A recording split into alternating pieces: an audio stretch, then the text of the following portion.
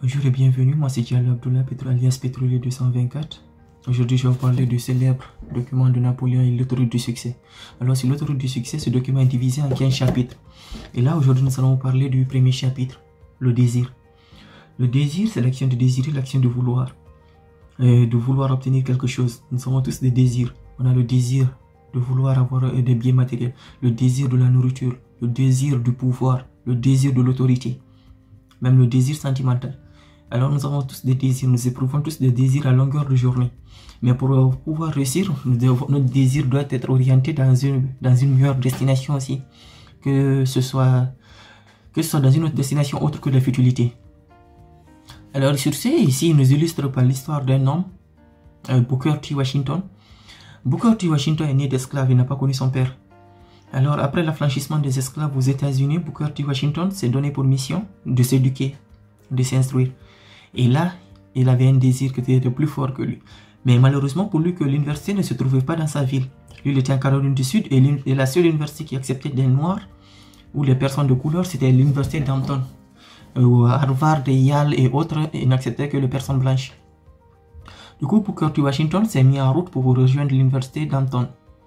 Alors, en cours de route, il a travaillé sur un bateau, déchargement des marchandises et autres, juste pour se payer les frais de son voyage et pouvoir manger en cours de route.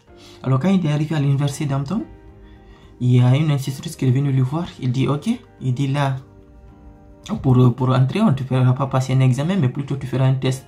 Le test, il consistait à nettoyer une salle de classe. Alors Booker T. Washington, animé par ce désir de s'instruire, il a mis toutes ses forces dans cette tâche pour pouvoir l'accomplir et pouvoir être accepté dans cette université. Alors il passa 4 fois le balai et 4 fois la serpillière. À la fin, il appela la dame, l'institutrice qui est venue voir, elle sortit son mouchoir et le passa par terre pour voir s'il restait encore une trace de saleté ou de poussière, mais elle ne trouva rien. Alors il avait réussi son test. Là c'est un exemple qui nous montre que le désir doit être très fort pour nous animer, très fort que rien ne peut nous détourner que ce désir. Ensuite, dans la partie du désir, Napoléon lui donne un conseil. Il dit alors pour matérialiser nos désirs, nous devons les écrire et les répéter chaque nuit durant 12 nuits consécutives avant de se coucher. Alors sur ce, il y a une étude qui a été faite, des psychologues ont trouvé que si on écrit un objectif clair sur un bout de papier ou que ce soit, ou que l'on peut voir, et que l'on lit chaque nuit durant 12 nuits consécutives, alors on est sûr d'atteindre cet objectif parce qu'il sera ancré dans notre subconscient. Car notre conscient, c'est quand on est éveillé, mais si on est aussi aggravé quelque chose sur notre subconscient, il viendra automatiquement.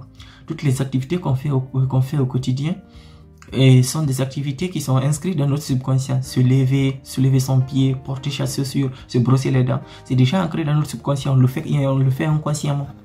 Vouloir manger, tout cela c'est du subconscient. Alors c'est comme ça qu'il nous exhorte aussi à matérialiser notre désir sur notre subconscient. Alors aujourd'hui nous allons nous limiter là et demain nous en parlerons du second chapitre qui est la confiance en soi.